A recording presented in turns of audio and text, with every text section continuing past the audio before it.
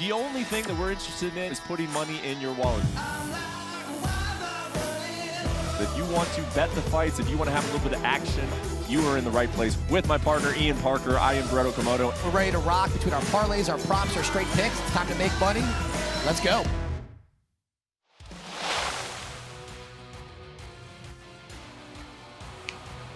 It is a UFC Fight Night coming to us from Singapore, where Max Holloway, the former champion, will take on the Korean zombie Chan Sung-un in a big-time fight at 145 pounds, and we are here to discuss it from a gambling perspective. Hello, everybody. I am Brett Okamoto. That is my partner, Ian Parker, and yes, we will be talking about 145-pound division, Max Holloway, Korean zombie. Neither of us made the trek to Singapore, but we are there in spirit, and we're going to tell you exactly how to win some money here in Singapore. But before we do, let's talk about UFC 292 in Boston. How did we do on our look back, Mr. Parker? You know what, Brett? This one was not one of my best, for the best bets perspective. We went 2-4 on best bets. This one stung, man. You know what? With Sterling O'Malley, the fight to start round 3, the way Aljamain fought round 1, I thought that was going to be an easy way to go. But O'Malley with that laser sniper shot, incredible. Zhang Wei Li, I don't know how this did not finish inside the distance. Tremendous toughness from Amanda Lemos. Magny and Gary, yet this one went over 1.5, thanks to Neil Magny's toughness, able to fight on one leg. Austin Hubbard and Cody Gibson, my 2 picks from the Ultimate Fighter show, both went south.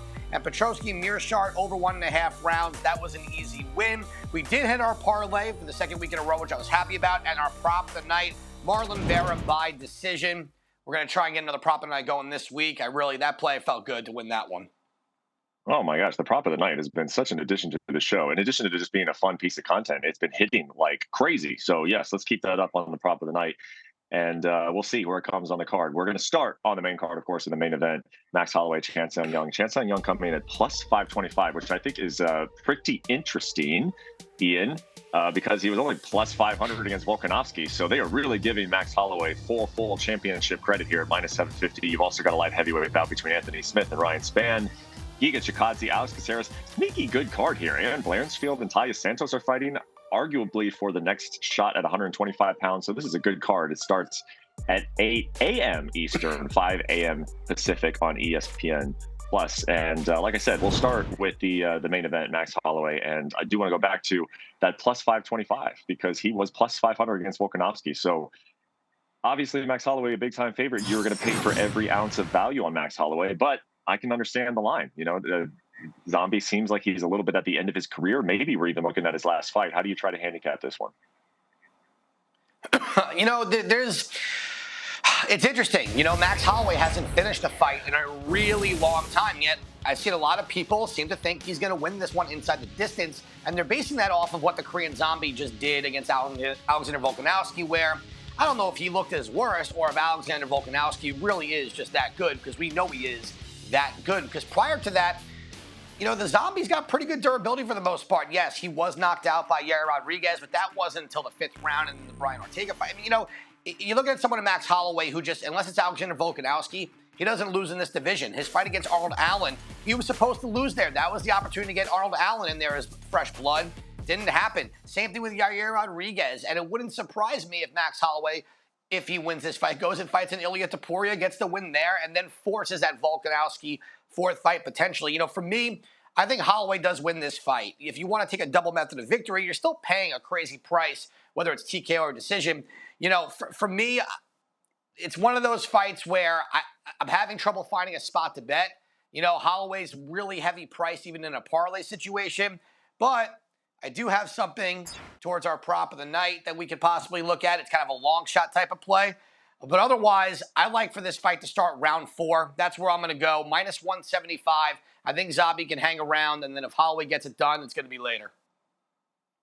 Yeah, and so you kind of teased it there. Let's go ahead and look at your long shot prop, because I agree with you, man. This is just a tough one to bet. I mean, you understand the wide discrepancy. Minus 750. I mean, what do you do that? I don't even know if you can put that in a parlay. So with your long shot prop, it's going to happen in the main event. What do we got here?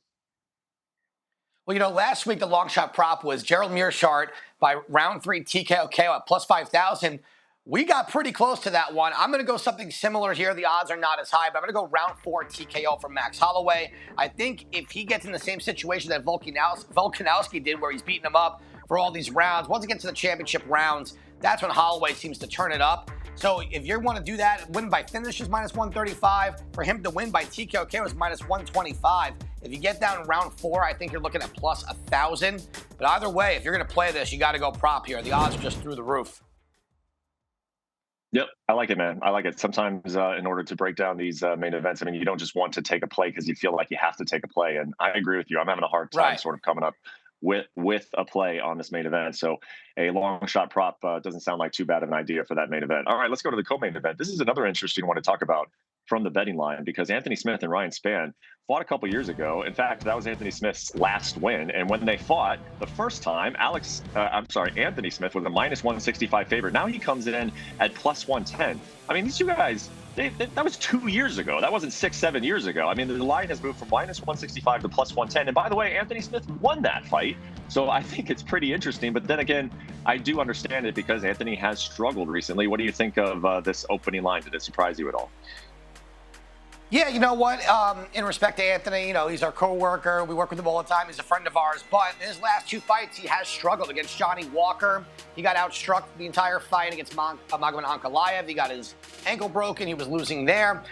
Stylistically, though, where he can win is if he can get past round 1. He's got cardio. He's got a submission game. And that's how he beat Ryan Spann the first time. He caught him with a choke.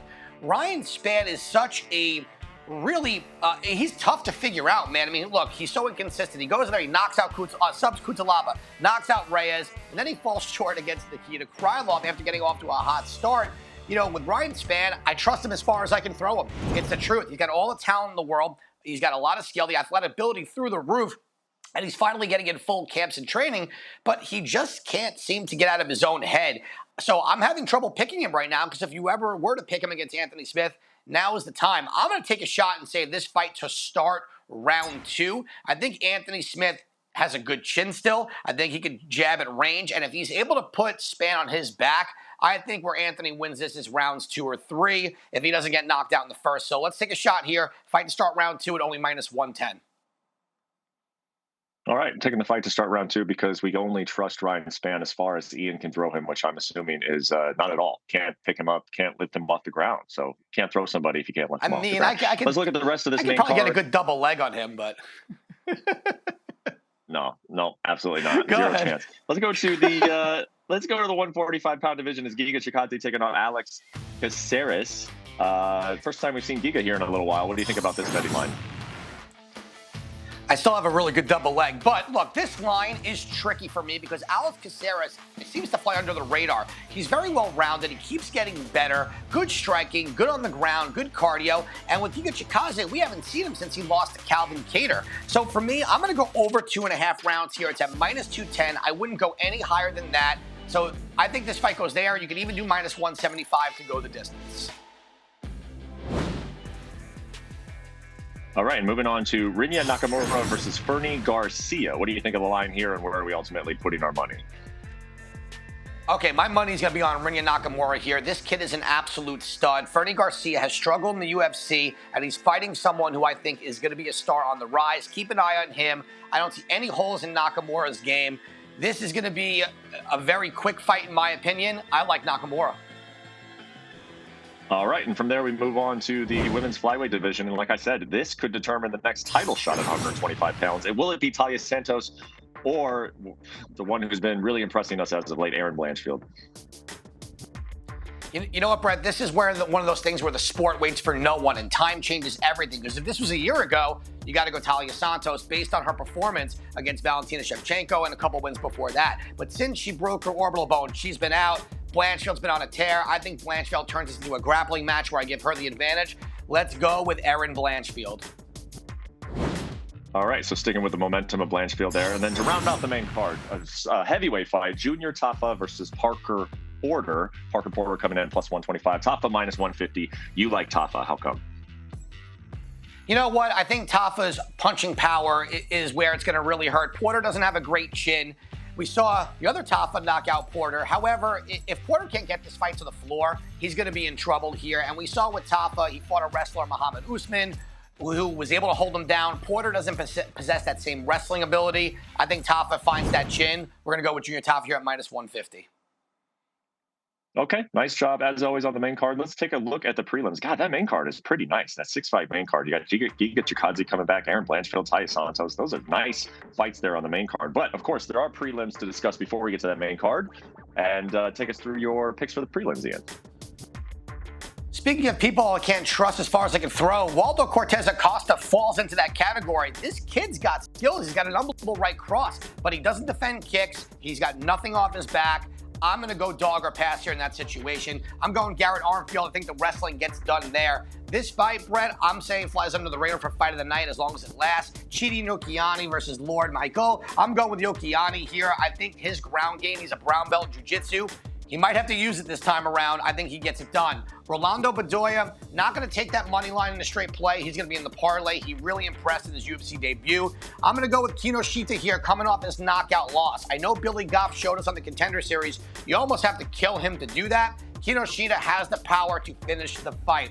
Under 2.5 for Liang versus Aldrich. We spoke about this off record. Liang, I believe 24 out of her 26 fights have not gone the distance. So either she's going to get finished or be finished. Maybe Aldridge gets the first knockout of her career. And we're going to go with Choi over Aarons. I think Choi has that power. He's fought higher level competition here. As long as he doesn't get caught and make a mistake, I think that line should be way higher. I'm going with Choi. All right, so you've given the good people a pick for every single fight on the card. So now let's get to the main business. It is your parlay that we hit last week. I'll remind everybody, where are we going with the parlay this week? This one was tough, Brett. You know, we see a lot of these lines, a lot of the fights I feel were a little bit closer, and I'm going safe here. I want to go 2 in a row. So let's go Holloway Zombie fight to start round 3. Nakamura Garcia under 2.5 rounds, and Rolando Dubois to round that off at minus 345. We're going to get that at plus 126 for the 3-leg parlay. Nice and easy. Smooth sailing, plus 126 sounds good to me. Let's get to the best bets. What do you got for this UFC Fight Night? Even though we're going to be up early for this one, I still was able to pull 6 out for us. Erin Blanchfield. Listen, Talia Santos may have the edge in the striking, but what we saw in the Andrade fight, there was improvement there. And I think when it comes to the ground game, Blanchfield will get on top. She'll be able to control, and that's where she wins. Junior Tapa, I'm hoping he can keep this fight standing. If he does, he wins the fight against Parker Porter. Garrett Armfield, I'm looking for him to bounce back off that loss to Onama. I think he's got a wrestling edge here. As long as he doesn't get caught, I think he'll get his first win in the UFC. I'm going Kinoshita. Goff is a tough fighter. He really is durable. He gets dropped, comes back and wins. Not in this one. Let's go Kinoshita. Liang Aldrich, under 2.5. I'm going with the kill or be killed mentality of Liang to win this fight. I also think she might be a live dog at between the plus 3 or plus 400 number. It's going to be an interesting fight. And last but not least, we're going to go Choi at minus 170. That line was at minus 150 this morning. Someone else seems to be interested as well. Those are our best bets for this week. Okay, so we've given you a parlay. We've given you a long shot prop, but now let's give you a long shot parlay. What do you got for us this week? I'm going 3 money lines. Not our biggest long shot payout, but I think these 3 dogs are live. I'm going to go with Lukas Brzezinski, Chidi Njokiani, and Liang. I think those fights, listen, Liang, it's simple. She either will finish you in the first round or she gets finished. Aldrich, we've seen her get finished. We've seen her get pressured with that aggression. If we can win that one, I think the other 2 are very live. And I would really love to hit the long shot for the first time this year. It would be nice. It would be nice. We're not starting to run out of time, but we can see December is not that far away now, and we're still looking for the long shot parlay. It'll come. I'm very, very confident it'll come. That's it for us on UFC Best Bets. Don't forget, it's at a morning card, 5 a.m. Eastern, 8 a.m. Eastern for the prelims, and then the main card, UFC Fight Night, all on ESPN+. Don't miss it. It's a good card. And start off your Saturday with a little bit of winnings, and then you have the rest of your day, the rest of your night. Go spend those winnings however you want. Until next time, he is Ian Parker. I'm Brett Okamoto. We'll see you next time.